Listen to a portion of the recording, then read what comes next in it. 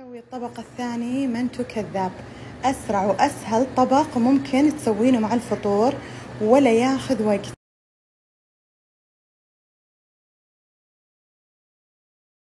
أول شي عندي الطرايق حقت السمبوسة هذه، بقسمها كذا قسمتين علشان ما تكون عريضة، وبحشيها الدجاج عادي أنا طبخته دجاج مفروم، طبخته مع بصل وثوم وبهارات وفلفل وكمون وحطيت له بقدونس.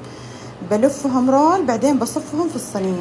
بعد ما انتهي ذوبت هنا كوب ماء حار حطيت فيه بهارات وماجي، مكعب ماجي، بصبه على المنتو على الطرايق. بعدين الخلطة الأخيرة اللي هي قشطة مع جبن.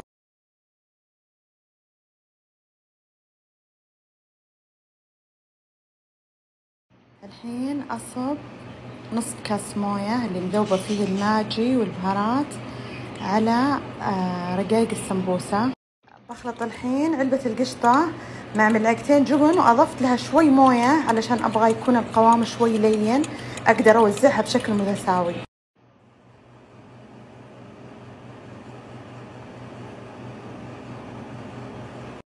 المنتو الحين جاهزة للفرن، بدخلها الفرن من تحت تقريبا نص ساعة على الرف الوسطي، بعدين أحمرها من فوق.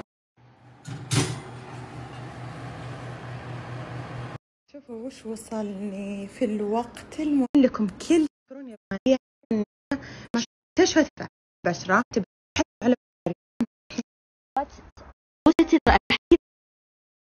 راح تجن.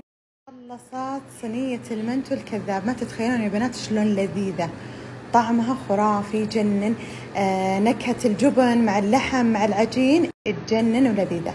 بنزل لكم الحين الطريقة بصورة اعتمدوها، راح تجنن يا بنات. شوفوا شلون أصابع المنتو ذايبة، شوفوا من جوا.